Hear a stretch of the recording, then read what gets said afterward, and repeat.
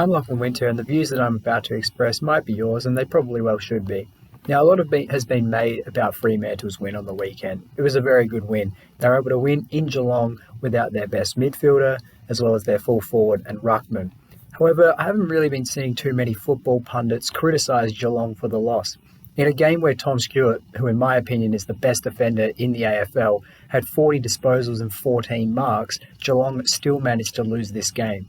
Now, what Geelong have done so far this season hasn't been too bad. 4 wins, 3 losses, and it places them at 7th on the table. However, we've seen this before in recent years. They're half decent in the minor round, but then when you get to finals time, they don't stand up.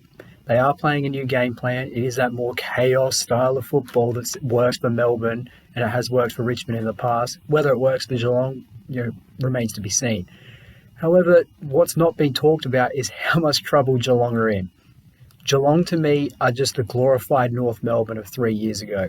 You look at what North Melbourne had before. They had an ageing list profile, and then now they've bottomed out, and they bottomed out really, really hard. And besides Jason Horne-Francis and Nick Larkey, and maybe Cameron Zerha, they don't really have any good young players.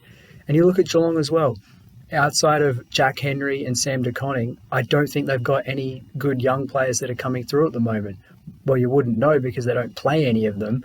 Geelong have the oldest list by 0.3 years, and they've got 12 players who are already over the age of 30. 2 more of them in Dowhouse and Guthrie are going to be over the age of 30 at some point during this season.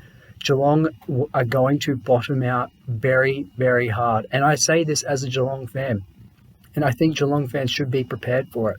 In a couple of years, once guys like Hawkins, who is aging like a fine wine, he's just getting better and better with age, Selwood, who isn't the player that he once was, Dangerfield, who's not the player that he once was, once guys like that who have been legends of the game are going to get phased out, then I think Geelong are going to be left with a heap to try and deal with, and it's not going to be pretty. I think Geelong should start a rebuild a lot sooner rather than later, sooner than a lot of Geelong fans want to accept, but it is coming. You look at what's happening with West Coast right now with their ageing list. I reckon the same thing could happen to Geelong this year. Or, sorry, not this year, but next year, if they don't accept that they need to rebuild. This is their last chance for a premiership. Otherwise, start from scratch, go back to the draft, and see what can happen. I'm Lachlan Winter, and that's my opinion.